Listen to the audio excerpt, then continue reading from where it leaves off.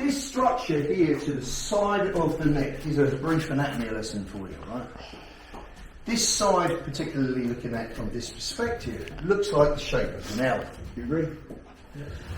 But it also applies to both sides and an L going the opposite way. But this is often referred to as the vital L. And the reason it's referred to as the vital L is that there is a number of ways to hit this target, anywhere within this target, and create either an altered state of consciousness, complete unconsciousness, or a massive drop in blood pressure, which will lead to unconsciousness. If the person is unconscious, they are fucking restrained. Do you understand? Right. So, to induce unconsciousness in the safest way, believe it or not, would be to target this side structure of the neck. Because the side structure of the neck at the top houses internal external carotid artery, which feeds blood to the brain. Right? In fact, everything vital going to the head and to the heart comes through the neck. So the neck is vital, right? But this side area is focused on blood feed to the brain, whereas the trachea is more oxygen feed to the brain, right?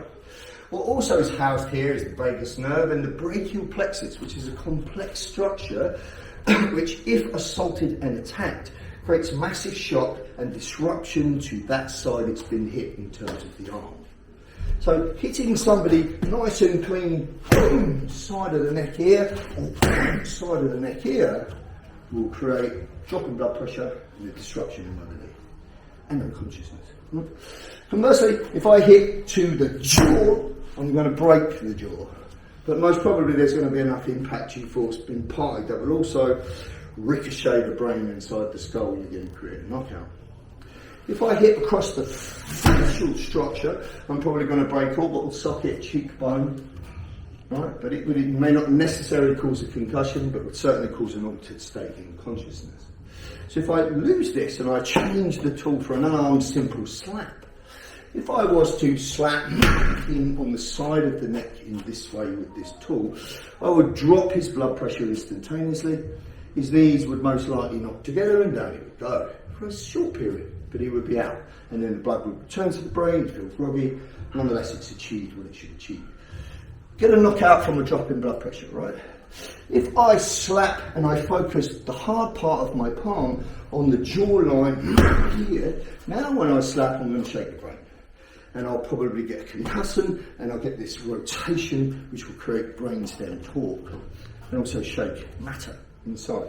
Conversely, if I use just my hand and I hit the whole face, just here across the face is super rich in nerves and networks, nerve endings. This will create what's called sensory overload, where he's not unconscious per se, but he may even be on his feet, but there's nobody in.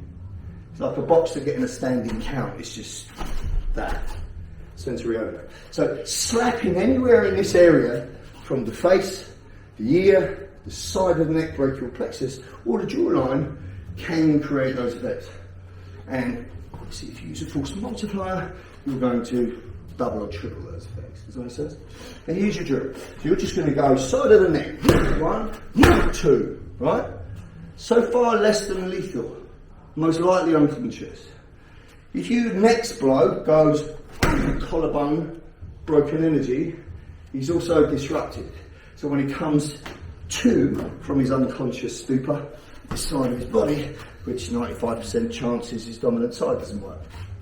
Do you understand it yet? Yeah? Conversely, what would happen if I did this? Now imagine that this is, I don't know, let's use an old biker's tool example. A short chain with a padlock on it. It's a flexible impact weapon, right? If I hit him side of the neck, and then boom, collarbone, unconsciousness, break his collarbone. Conversely, if I hit him jaw, boom, top of the skull, he's fucking dead. Do you understand? Depression, compound fractures, which will cause brain swelling, coma and death. So I want you to have 2 or 3 goes. I want one of those to be a purposeful selection of lethal target, and I want the other to be less than lethal. So you would go neck, collarbone, yeah? Or you would go jaw, temple, skull. Got it?